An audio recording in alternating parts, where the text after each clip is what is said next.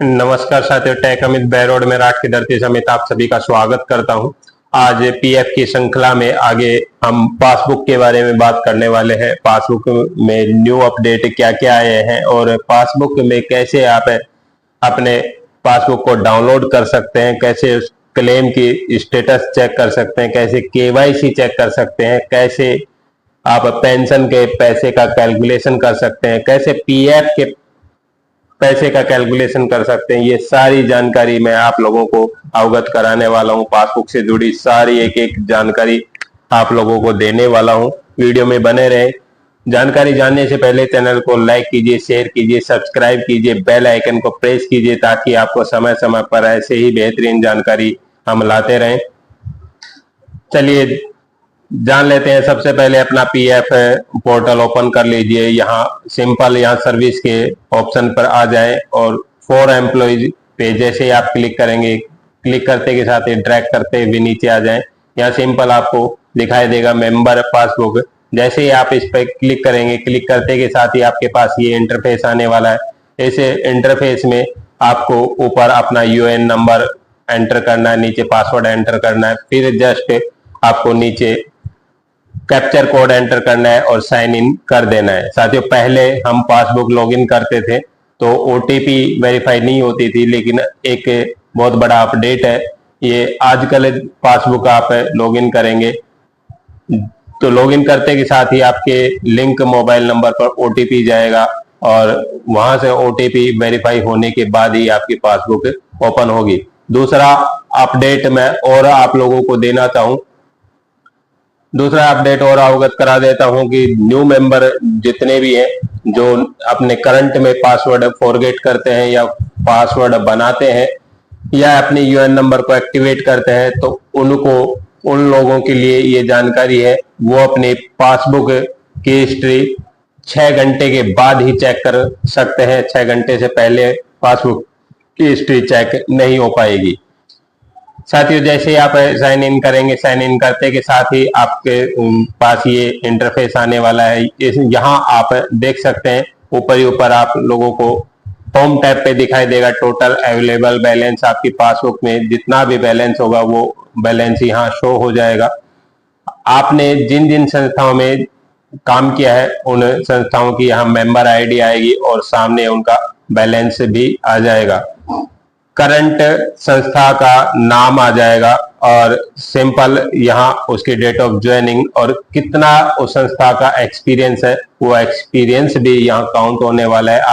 आप लोग किसी से कुछ नहीं छिपा सकते, सब कुछ ट्रांसपेरेंट है।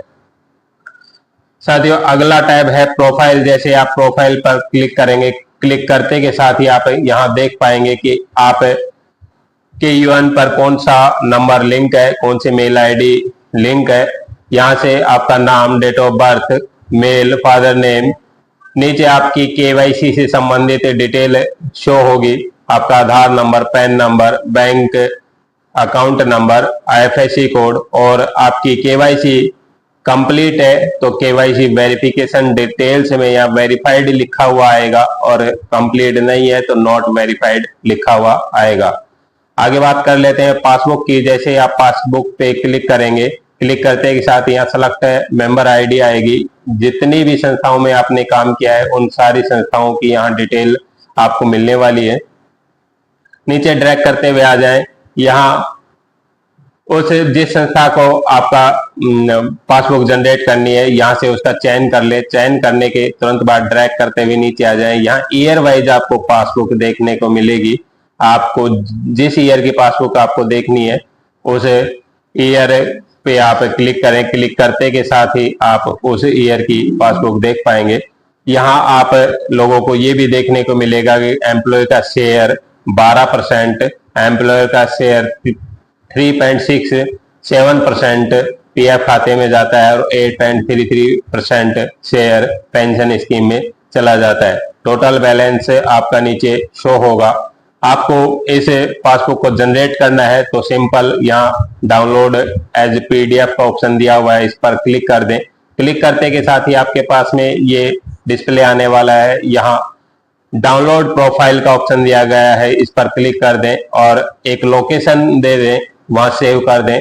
ये पासबुक आपकी डाउनलोड हो जाएगी।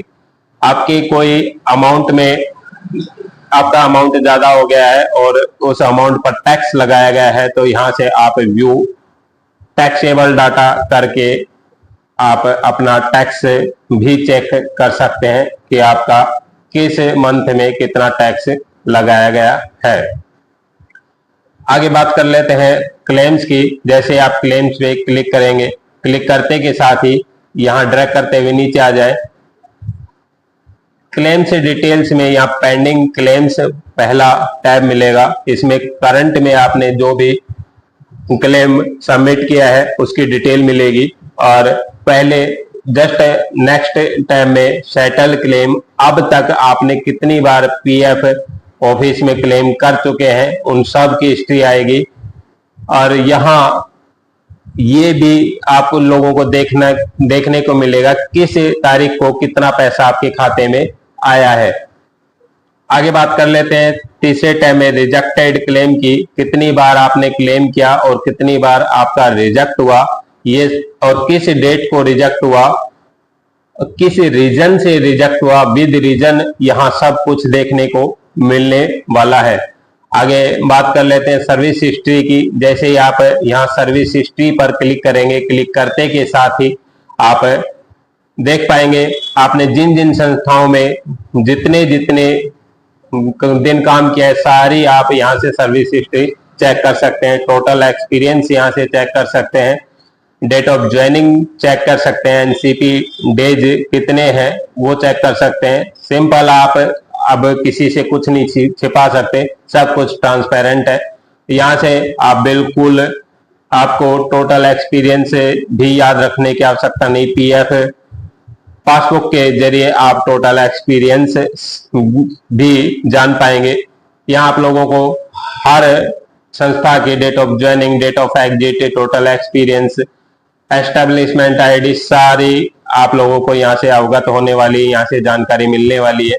आगे बात कर लेते हैं कैलकुलेटर की। जैसे आप कैलकुलेटर पर क्लिक करेंगे आपको तीन ऑप्शन मिलेंगे, EPF calculator, EDLI calculator, pension calculator. जैसे ही आप ईपीएफ कैलकुलेटर पर क्लिक करेंगे, क्लिक करते के साथ ही आपके पास में यहाँ ऐसा डैशबोर्ड आने वाला है। यहाँ करंट आपका पीएफ में कितना बैलेंस है वो शो होने वाला है, बेसिक वेजेज आपकी कितनी है वो शो होने वाली है। यहाँ से आप बेसिक वेजेज चेंज करके भी आप स्वयं से भी चेंज करके कैलकुलेट कर सकते हैं।